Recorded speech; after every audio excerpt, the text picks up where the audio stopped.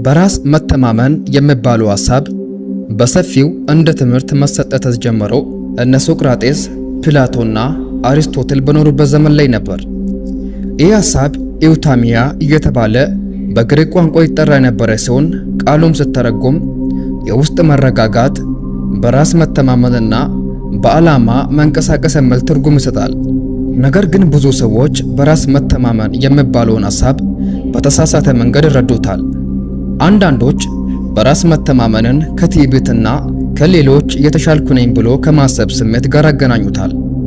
ነገር ግን በራስ መተማመን ትዕቢት አይደለም፣ ከሌሎች የተሻለን እንደሆነን ለማሳየት የምናደርገው ጥረትም አይደለም። እንደ ሰነካ ያሉ የስቶይሲዝም አስተማሪዎች በራስ መተማመንን ተርሳሊዮስ በሚል ሐሳብ ያስተምሩ ነበር። የትምህርቱም ሐሳብ የራስን ዋጋ ማወቅ፣ ጥርጣሬን ማስወገድና የህይወት ተግዳሮቶችን በድፍረት ለመጋፈጥ የሚያስችል ውስጣዊ ጥንካሬን በማዳበር ላይ ትኩረት ያደረገ ነበር። አንዳንድ ሰዎች ከላይ ሲታዩ ጠንካራ የሚያስብላቸው የሰውነት ቅርጽ የላቸውም። ቆንጆ ሊያስብላቸው የሚችል ውበት የላቸውም። ብዙ ጊዜ ረጋ ያሉና ቀና ብሎ የሚራመዱ ፍርሃት የማይታይባቸው ሰዎች ናቸው። መገኘታቸው ወይም ፕሬዘንሳቸው እጅግ ኃይለኛና ማግነጢሳዊ ነው። ቃላትን ሳይጠቀሙ ማዘዝና ሰዎችን ወደ ራሳቸው መሳብ ይችላሉ። እነርሱ በሄዱበት ሁሉ ስኬት ይከተላቸዋል። እነዚህ ሰዎች ይህ ስብዕና ሊኖራቸው የቻለው ምትሃታዊ ኃይል ስላላቸው ሳይሆን ከፍተኛ በራስ መተማመን ስሜት ለማዳበር ስለቻሉ ነው። ስቶይኮች ወይም የስቶይሲዝም ፍልስፍና ተከታዮች ብዙ ጊዜ በራስ መተማመን የሚባለው ሐሳብ ሲነሳ እንደ ምሳሌ ይጠቀሳሉ። በስቶይሲዝም ውስጥ አንድ ፍልስፍና ጥበብ የገባው ብልህ የሚባል ሰው ለራሱ ጥሩ አመለካከት ያለው፣ ትዕግስተኛ፣ አንደበቱን መቆጣጠር የሚችል፣ ከአስመሳይነት የራቀና በእውነት ላይ የተመረኮዘ እምነት ያለ ሰው ነው። ማንም ሰው በራስ መተማመን ስሜትን ለመፍጠር ሲፈልግ የሚከተሉትን 5 መሰረታዊ መንገዶችን በመከተል በሁኔታዎች የማይናወጥ ማንነት መገንባት እንደሚችል ስቶይኮች ያስተምራሉ። 5ኛ ራስን ማወቅ። በራስ መተማመን ራስን ከማወቅ ይጀምራል። ራስን ማወቅ ደግሞ ድክመቶቻችንን፣ ጥንካሬያችንን፣ እሴቶቻችንና ገደቦቻችንን በማወቅ ላይ የተመረኮዘ ነው። ኤፒክቴተስ ራስን ማወቅ መቆጣጠር የምንችለውንና የማንችለውን ለይቶ ከማወቅ ይጀምራል በማለት ሐሳቡን አስቀምጧል።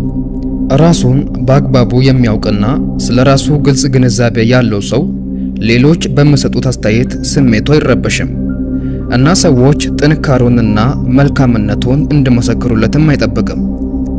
በራስ መተማመንን ለመገንባት መጀመሪያ ስለ ራሳችሁ በቂ ዕውቀት ሊኖራችሁ ይገባል። እናንተ ማን ናችሁ? ድክመታችሁና ጥንካሬያችሁስ ምንድን ነው? ለእነዚህ ጥያቄዎች በቂ ምላሽ ሲኖራችሁ ማንነታችሁን ታውቃላችሁ። 4ኛ አሁን ላይ መኖር።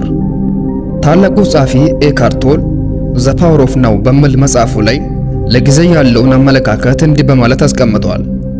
ትላንት የሚባል ጊዜ የለም፣ እንዲሁም ነገ የሚባል ጊዜም የለም።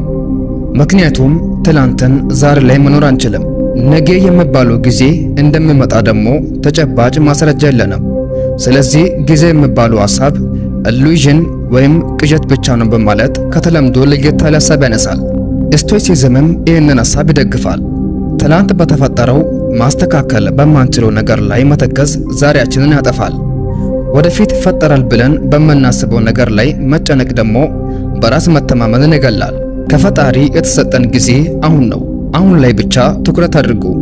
ከጊዜ ቅዠት ወጥታችሁ አሁን ላይ መኖር ስትጀምሩ በራስ መተማመን ስሜት በውስጣችሁ የተፈጠረ ይመጣል። ስለዚህ ትላንት ላይ ወይም ነገ ላይ ሳይሆን አሁን ላይ ኑሩ።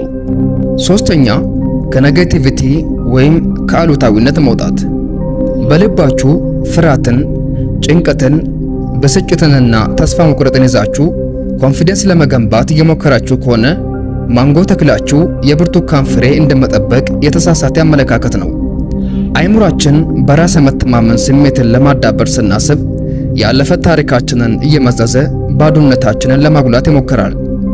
ከዚህ አይምሮ ጫጫታ ከፍ ብላችሁ በውስጣችሁ የተቀበረውን እውነተኛ ማንነታችሁን መረዳት ስትጀምሩ ግን በራስ መተማመን ስሜት በራሱ ጊዜ እየተፈጠረ ይመጣል። በረባ ባረባ ከማማረር ተቆጠቡ። ከሌላችሁ ይልቅ የተሰጣችሁን አስቡ። በትንሽ ለውጦች ማመስገንን ተለማመዱ። አይምሮአችሁን በአዎንታዊ ስሜቶች ሲጠመድ አሉታዊ ሐሳቦችን ከማመንጨት ይቆጠባል። ስለዚህ በራስ መተማመንን ለመገንባት ድክመታችሁን እያነሳ የሚከሳችሁን የአይምሮአችሁን ድምፅ ዝም ማስባል ከቻላችሁና አቅማችሁ ከድክመታችሁ በላይ እንደሆነ ማመን ስትጀምሩ አስተሳሰባችሁ እየተቀየረና በራስ የመተማመን ስሜት ልቦናችሁን እየተቆጣጠረ ይመጣል። ሁለተኛ፣ ፍርሃትን መጋፈጥ። ብዙ ሰዎች ባሰቡት ነገር ላይ እርምጃ ለመውሰድ በራስ መተማመን ስሜት እስኪሰማቸው ድረስ በፍርሃት ውስጥ ሆነው ይጠባበቃሉ። እውነታው ግን ይሄ ነው። በራስ መተማመን የተግባር ውጤት ነው። ከተግባር በኋላ ይመጣል።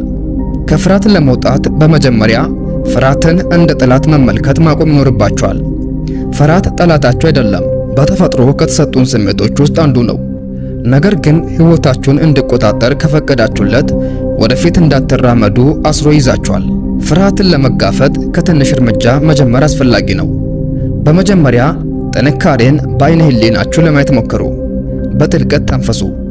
አንጎላችን በተፈጥሮ በእውነትና በግምት መሃል ያለው ልዩነት አያውቅም። ጠንካራ እንደሆናችሁ በዓይነ ሕሊናችሁ ማሰብ ስትጀምሩ ቀጣይ እርምጃ ለመውሰድ ቀላል ይሆንላችኋል።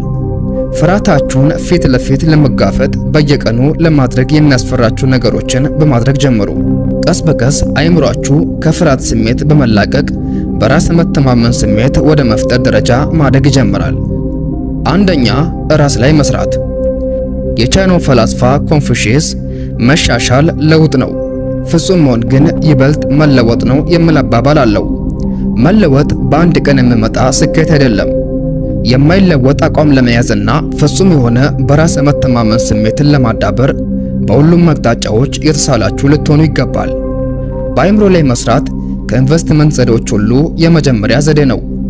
አይምሮን ለማሰልጠን መጻሕፍትን ማንበብ፣ ኮርሶችን መውሰድና አዳዲስ ክህሎቶችን መማር አይምሮአችንን ያጎለብታል።